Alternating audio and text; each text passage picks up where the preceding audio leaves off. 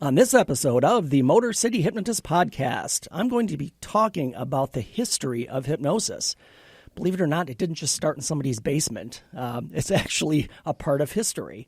So I'm going to talk about how and where it began and its evolution over the years. And also, as usual, I'm giving away a free hypnosis guide to all the listeners. Stay tuned. Get ready for the Motor City Hypnotist, David R. Wright, originating from the suburbs of Detroit, Michigan. He has hypnotized thousands of people from all over the United States. David R. Wright has been featured on news outlets all across the country and is the clinical director of an outpatient mental health and hypnosis clinic located just south of Detroit, where he helps people daily using the power of hypnosis.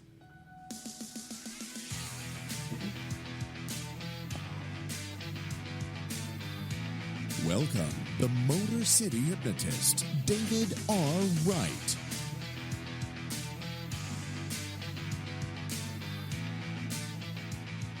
What is up, people? David Wright here, the Motor City Hypnotist, back with another episode of the Motor City Hypnotist Podcast. Welcome back. Thank you, Matt. Yeah. With me is my producer, Matt Fox. Happy to be We back. are here in the Podcast Detroit Northville Studios. And, having a podcast. So thanks for dropping in and listening. Before we get started with the podcast, let me give you some information as far as where you can find me. My website is motorcityhypnotist.com. You can find the podcast there, or you can find it on any of your major podcast providers. It is out there. So wherever you listen, you'll find it. Just do a search on Motor City Hypnotist, and it will pop up for you. Also on my website, as I offer each episode, is my free hypnosis guide. You can find a link to that as well in the show notes. And all the show notes will be on the website as well. You can follow me on social media, on Facebook and on YouTube, Motor City Hypnotist, on Twitter, at Motor City Hypno, and on Instagram, Motor City Hypno. And if you would feel honored, or if you'd feel compelled, honored, feel compelled to donate financially to the show, I would appreciate that as well. I do have a Patreon account, and you can find me there. I will also provide the link to that in the show notes. And again, it's a donation to the show, but you also get cool stuff as well. Coffee mug, T-shirts. You get early access to audio and video. And some other cool stuff. And in fact, one of the rewards on there is if you want to plug or promote something, I will do it here for you. So if you just want to get a shout out, that's on there as well. So take a look at Patreon, and I'd appreciate any donation you would like to provide, and you get something back for it. That's fun. Yeah, absolutely. And again, as usual, my free hypnosis guide is available for any listener who wants that, and that will be in the show notes as well. And the one thing, too, is also wherever you're listening, and again, it's on all the major podcast platforms, so wherever you listen, just subscribe to the show, and I'd appreciate you also leaving a review, rating it. That would help me out, and I would appreciate that.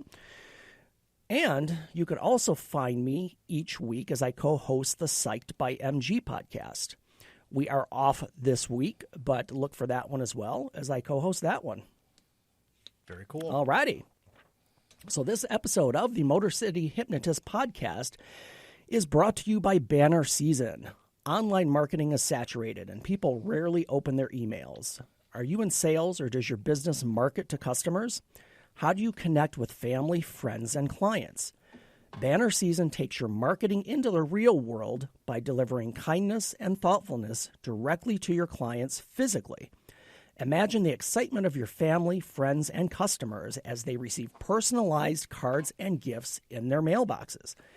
Go to bannerseason.com/fantastic and begin today to express kindness and make connections with others. So we thank them for that sponsorship, and check that out. A lot of cool stuff there, too, as far as things to send to people as far as personalized gifts and personalized cards, and it's done automatically, which really, the one thing that I use this for is I'm terrible with birthdays, and Same. I can set up the whole calendar year at the beginning of the year, and it just gets sent automatically. I never have to think about it. Okay, so you just solved like 20 issues for me. Right. Yes. I mean, whatever the occasion. You could have a list for birthdays, for anniversaries, whatever you want to do. Yeah. yeah. Okay, make it 50 now. Yeah. Exactly. Thanks, David. Any significant date, you can set up a list to have that go out automatically. So yeah, it's a cool. I don't say program. It's a cool site. And just again, full disclosure, if you follow my link, bannerseason.com/fantastic, I do get a cut of that, but it doesn't affect your pricing at all. So again, just because I'm an affiliate for them. Awesome. Cool. You know what it's time for? I do. I'm excited.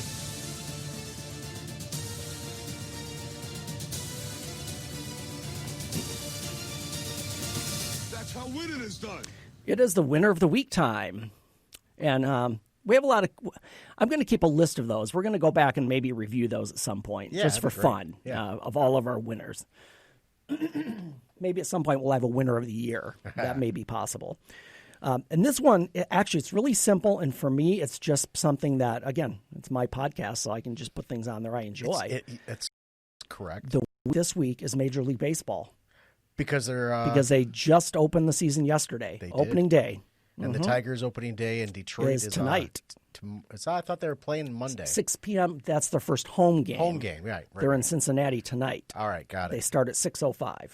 But the way the schedule works out a little bit this year is very different.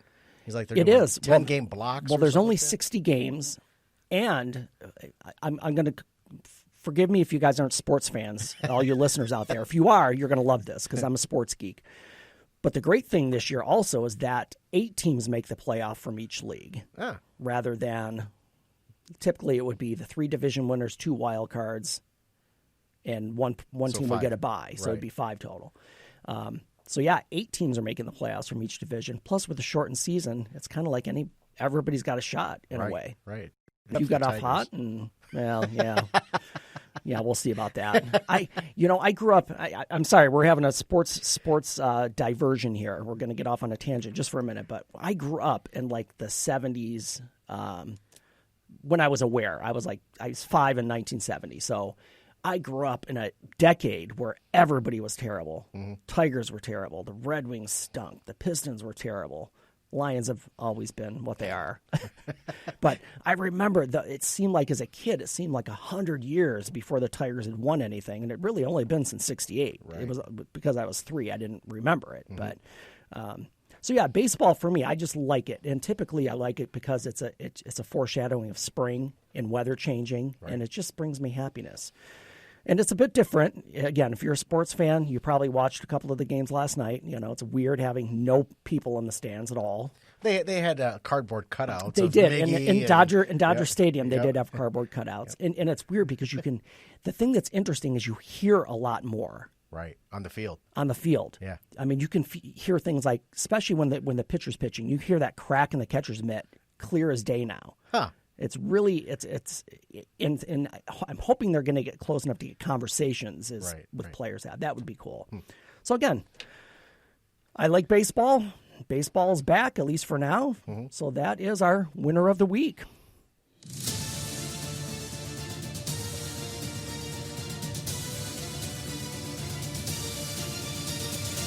That's how winning is done. That's how winning is done, MLB. Thanks so much. So today, and this, don't run away as soon as I say this, listeners. Today, I'm going to share with you the history of hypnosis. And I know this sounds like a boring school subject that you have to stay awake in your 6th hour for, but right. I think you'll find some of this fascinating. Everything had to start somewhere. Right. And this is something I'm not privy to know at all. So this is going to be somewhat intriguing to listen about and learn. Well, and I said in the intro, just when I was introing the show a few moments ago, this just didn't come out of somebody's basement one day. Right. It wasn't, somebody didn't invent it. It's been a progression. Just like I would say in the medical field, things have progressed over hundreds of years to where we're at now. Mm-hmm. So I'm going to start by giving you the earliest references that there have been to hypnosis. And again, the earliest references go back to ancient Egypt and Greece. It goes back that far. Wow, okay. Of course, in Greek mythology, any of you mythology students out there, Hypnos is the god or personification of sleep. which is where the word hypnosis comes from. Okay. Based on that Greek god. And that's where hypnosis, the word, originated from, since he is the god of sleep. There's a Roman equivalent also in their mythology known as Somnus, Somnus. It's interesting because this Somnus, and I don't know if you've ever heard the term somnambulist. No, I have not. Okay, somnambulist is what we in the hypnosis field call someone who is a great subject. And by that, I mean they're very susceptible to hypnotic suggestion. Mm-hmm. In fact, a somnambulist, I can get them under in like 3 seconds. Interesting. They're that open and they're that responsive to hypnosis. It's instant for them. In fact, many somnambulists that I've worked with over the years, especially if I'm doing a show with a stage show, there might be somnambulists in the audience. And I say, listen, if you don't, just in case you're susceptible to this and you don't want to have an effect, just leave now. Just, they can be subject to it just by hearing it sometimes, which is a good thing and not a good thing depending on where you're at. So anyway, these are the terms that go back to where the word hypnosis comes from. And in fact, both of these cultures had religious centers, which is typical of most cultures, where people come for help with their problems and their issues and their physical health. So that kind of ties into it began helping people way back in ancient Egypt and Greece. There are many references to trance and hypnosis in early writings, going back to like 2600 BC, actually using those words. The father of Chinese medicine, Wang Hai, wrote about techniques that involved incantations and passes of the hands. Now, I know that sounds really crazy, but we're talking about 2600 BC, which, it's kind of ancient. And also the Hindu Vedas, EDAS, written around 1500 BC, mentions hypnotic procedures. So, I mean, this is going, thousands of years back as far as these you can see the start of where where hypnosis comes from. Right. And a lot of other religion, a lot of other organizations over the years have used trance-like states, like the shaman culture, the druids, voodoo, yogic, and I'm not even sure what that is specifically. And a lot of religious practices use this trance-like thing. In fact, one of the examples I use when a lot of people have an issue, especially if I do shows, or if somebody even comes in person, they'll be very concerned that hypnosis goes against their religious beliefs, that it's like demonic in some way. Really? Okay. Because they think it's mind control. And we did that whole episode covering the secrets of hypnosis where I go over those misconceptions. But if you look at even like the Catholic religion, just the process of the rosary is a form of hypnosis, because you're repeating something and moving beads, and that causes people to be in a trance-like state. Makes a lot of sense to me now. And again, if you look at Protestant religions, you can pretty much look at any religion, and there's some form of that, some form of trance state in most all of them. Even if you're, again, Protestant, just praying can be a form of trance, because you're focused into one thing. Your mind isn't thinking about anything else. So you can see a lot of religious history is filled with things that are trance-like and hypnotic-like, which is why it's continued to this day. Now, what's considered the modern father of hypnosis was an Austrian physician, and as soon as I say his name, Matt, you'll know where this comes from. Franz Mesmer. You know what? This is going to be mesmerizing to me. Yes, it is. Mesmer was his name. All right. Franz Mesmer was born in 1734. Again, he was an Austrian physician. And again, from his name is where mesmerism comes from. That's where that term comes from. Got it. Yeah.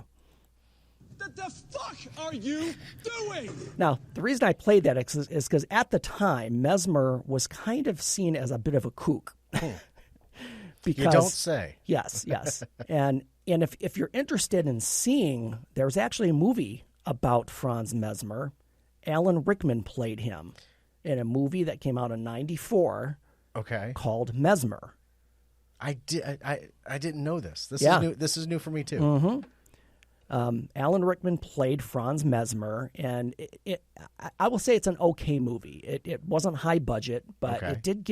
it did go through his whole process. So what Mesmer believed is that, and here's another term that everybody's heard of, but you might not know where it comes from. Okay. He coined the term animal magnetism. Really? Yes. That was coined by Mesmer, and he had the idea that diseases are results of blockages in the flow of magnetic forces in the body. And he believed he could store this animal magnetism in baths. In baths? Baths, yes. So again, it sounds a bit kooky, but what he did, let's go back to ancient medicine. A lot of things that were done 100 years ago, we would look at now and think, why would you do that? Right. It just seems archaic. So again, thinking that this was back in the 1700s, there are probably going to be some screwed up ideas. Right. I would think. Wait a minute. This could be some kind of scam, or like possibly scamola. It's got to start somewhere. Well, though. sure. Yeah. So Mesmer kind of really pushed this idea of what became hypnosis. Again, mesmerism then becoming hypnosis.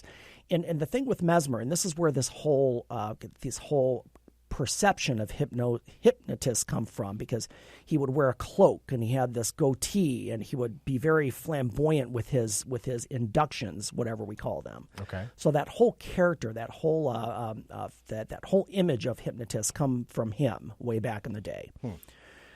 And again, he had a form of indirect suggestion, which is not telling somebody to do something directly, but you kind of indirectly say it. Right. And again, it's just dropping what we call subliminal messages. So again, he started that way back in 1700s. The next major contributor to hypnosis was John Elliottson. He was a professor at London University. He actually introduced the stethoscope to England. Interesting. Yeah, that's interesting. I found that. So he was a big believer in Mesmer's teachings and tried to push this. Unfortunately, again, it was just kind of seen as kooky, and he got fired. They pushed him out. But he would give demonstrations of mesmerism in his own home, and he just, because of that, a lot of literature was written about it during that time in the late 1700s. And then the next major one in the chain here is James Braid, he was a pioneer of hypnosis in Great Britain. He was a Scottish eye doctor, and he developed an interest in mesmerism, what would become hypnosis, because he was an eye doctor. He found a patient in the waiting room staring into an old lamp with his eyes glazed over. Okay. So Braid, this doctor, was fascinated. So he gave the patient some commands, telling him to close his eyes and go to sleep. And when the patient complied, he just had this light bulb went off in his head. He goes, wow, what's going on here? Right. So this is where the fixation on an object comes in. That's where this started in hypnosis by James Braid. So this led to the swinging watch he would use to have somebody fixate on that moving object right in front of their eyes. Wow. That's where that again. That's what I always whole, thought.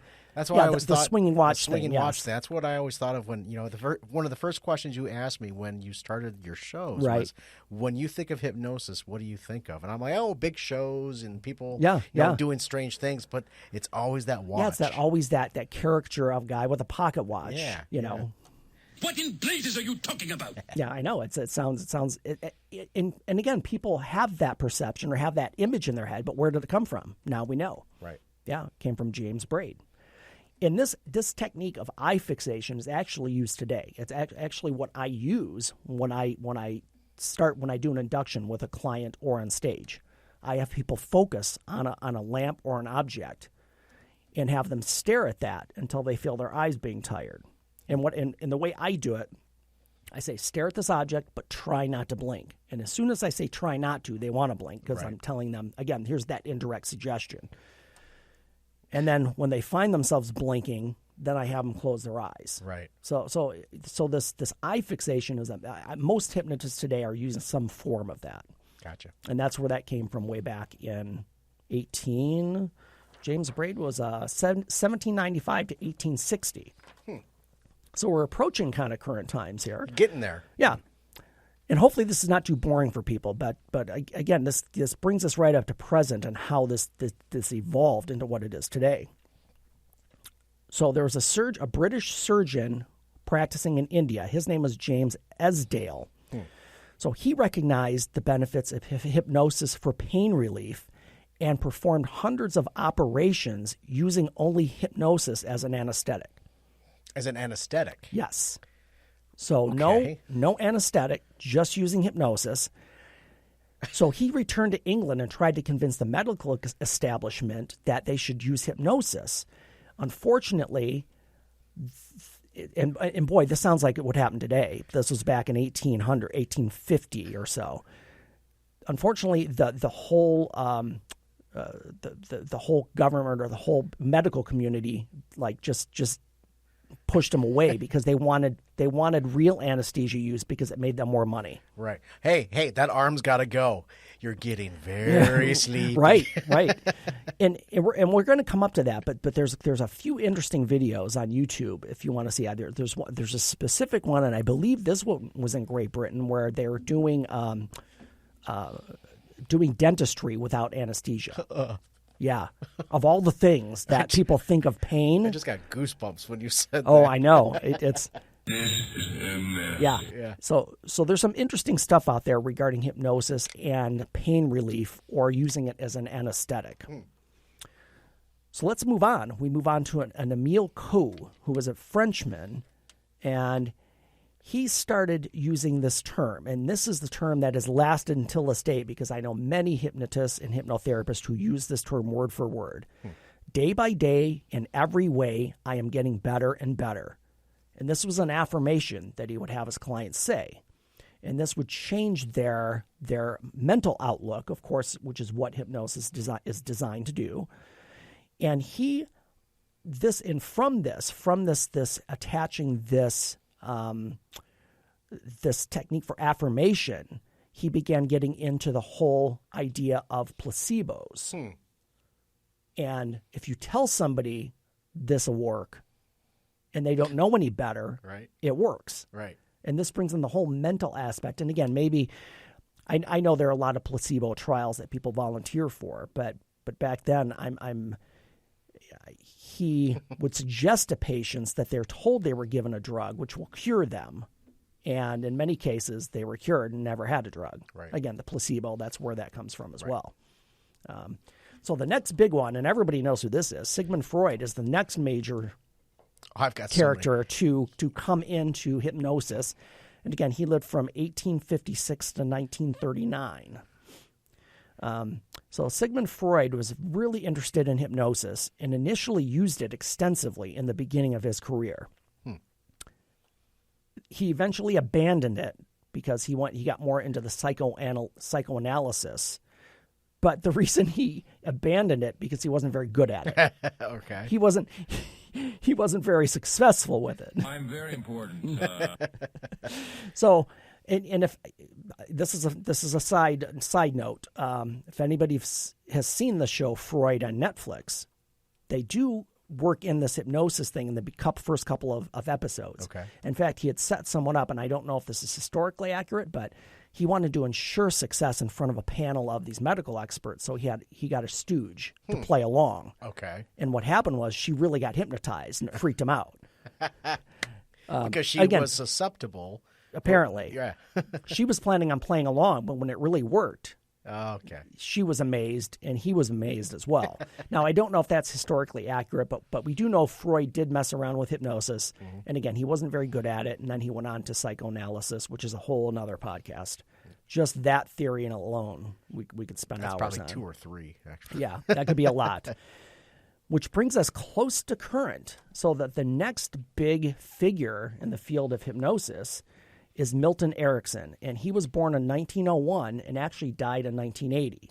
So he would be like the modern version of these pioneers in hypnosis. And his teachings are actually, I learned a lot about Erickson in school because most hypnosis, most approaches right now are I'll say Ericksonian in nature. He put together all of the major processes for hypnosis that have been done over the last 100 years. Okay, came from Erickson or close to that.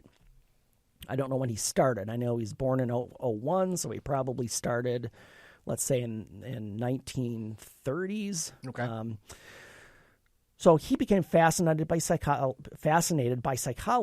and again, he used things like metaphor, surprise, confusion, and humor as ways to work hypnosis with someone. And again, when we talk about surprise, there's a whole approach with hypnosis that is called a shock induction, where when you shock somebody, and I don't say like actually electrical shock, but if I go to shake somebody's hand and I just pull it, and you'll see in some of my videos on stage shows, you'll see that happen. And what I'm doing there is they don't expect it. And as soon as their mind becomes alert, I can give them a command. And because their mind is off track for a moment, right, they'll just accept that suggestion. Huh. There's somebody that does that on the normal. Yeah? Yeah, if you ever watch the video of him shaking hands, he grabs their hand and he pulls that person into him. Yes, that's a big technique. And you know who does that as well, if you've seen it, is Trump. Yeah, that's exactly who I'm talking about. He's done it with world leaders. Yeah. When he shakes their hand, he just pulls them towards them. And that's it's kind of this move that shows, I'm in charge. It's an aggressive move. It is an aggressive move. It really is. So all of these pioneers come to where we're at today, and luckily today, hypnosis is a lot more accepted than it was back in Mesmer's day. And again, Mesmer had some crazy ideas as well thrown in there, but you see where something develops. Again, we're going from way back to ancient Greece and Rome, where they had they again, it's mythology, but they had this god called Hypnos, and they were fascinated with sleep, and it just developed from there. So hypnosis, in one form or another, has been around for thousands and thousands of years. And it developed into what we use it for today. And again, I want to go back to the great thing now is that there's a lot more acceptance of it, especially in the medical community. I would imagine. I've worked with a lot of doctors in the past. I have friends, colleagues who are hypnotists and hypnotherapists that specifically work with dentists or specifically work with pain management doctors. So there's a lot of medical uses for hypnosis, but also just again we go back to the personal development and changes in subconscious thinking, because that's what hypnosis does. Sure. And when we can relax the mind, and I can provide suggestions, and you accept those suggestions, you're changing the thinking patterns, and that's where this is developed from something that was used to be called mesmerism and animal magnetism, to the point now where it's not so crazy, it's not so mysterious, it's not so like weird. No. The human brain itself, we know nothing about the human brain. This is just one more area to figure out what makes our brains tick. Right. How can we control it just that much more? And I won't be able to recall specific. There have been studies done that show there's a change in brain patterns when somebody is under hypnosis. I would imagine, yeah. Yeah. And they can, and I wish I could quote the specific study and what the results were, but I don't have that right off the top of my head. But that's something I'll look at or pull up for a future podcast to take a look at. So yeah, hypnosis is definitely it's been around for thousands of years. It's developed into what we know it as today, which is a, as I say in every episode, if you change your thinking, your feelings and your behaviors will follow. And the quickest way to do that is with hypnosis. So again, before we end here, I know we're close to the end of the episode here. My free hypnosis guide is available as it is every episode, and it's in the show notes. If you can find that link there, you can download that free hypnosis guide. And next episode, we're going to be discussing hypnosis specifically for weight management. Ooh. And I say weight management and not weight loss because weight loss is a tricky term, and a lot of people get, I don't know. In fact, I found out the hard way. If you do an advertisement on Facebook for weight loss anything, it gets banned. Oh, wow. Yeah. I wouldn't know that because I'm always eating. So right. Know. So, and we'll get into more. I'll get into that specific story in the next episode. But yeah, we're going to be talking about hypnosis for weight management. So definitely come back and join us for that one, because I will also have I'm going to be promoting my Hypnosis for Weight Management MP3 recording at that time. Awesome. Well, we are done for this episode, everyone. I want to thank you for dropping in and listening. Join us for the next episode. Change your thinking, change your life. Laugh hard, run fast, and be kind. I will see you soon.